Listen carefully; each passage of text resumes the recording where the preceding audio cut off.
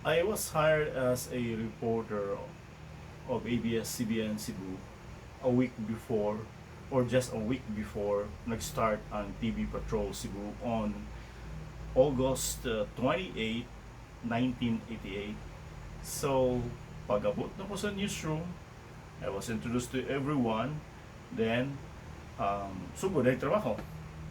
Now, at the time, I was one of the youngest employees of ABS-CBN Cebu. I think duha naman siguro may kinamangura at that time. Then, di pa gyud kay taas ang akong experience because nag-start ko as a reporter in 1987. So, 1 year pa lang akong experience actually when I joined ABS-CBN Cebu. Now, nang magsugod ang TV Patrol Cebu, now gitawag na TV Patrol Central Visayas, at the time, daghan na kuratan, medyo na-excited, medyo na-kuryoso because at the time we use the other way sa pag-broadcast. Kaya mas kusog kanina to, doon na English newscast at the time. So kami, nag-Cebuano, nag-Binisaya.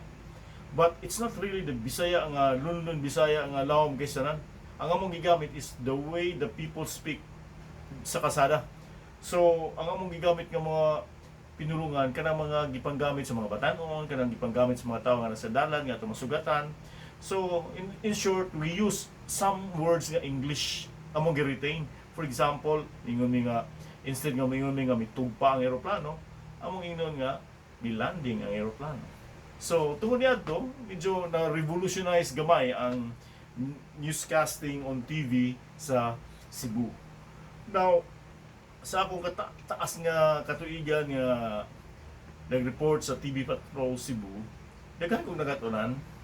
So, matawag na ko nga kung asa man ko karon nahimutang, kung unsa man kataas ko karon nahimutang,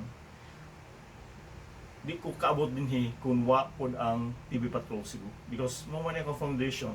Di ako nagsugod kung sa sa player pa sa basketball, di ako nagsugod pagka-trainee hangtod nga na season, na cut-on, no?